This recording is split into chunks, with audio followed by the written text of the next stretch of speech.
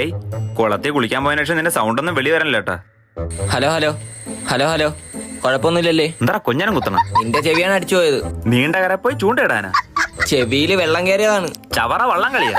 Hello hello കേക്കാമോ? ആ ഇപ്പൊ നിന്റെ സൗണ്ട് വെളി വന്നു. എന്റെ സൗണ്ടല്ല അടിച്ചു പോയത്, നിന്റെ ചെവിയാണ് അടിച്ചു പോയത്. അടുത്തിരിക്കുമ്പോ കേക്കാടാ. ഈ ചെവി വെച്ചാണ് നാളെ നീ ഇന്റർവ്യൂവിന് പോണത്. ദൈവമേ അത് ശരിയാണല്ലോ. എടാ ഈ ചെവിമച്ച എങ്ങനെയാടാ നാളെ ഇന്റർവ്യൂവിന് പോണോ? നീ പോയിട്ടില്ലേ എവിടാ? ആ ക്വസ്റ്റ്യനെ പറഞ്ഞാടാ.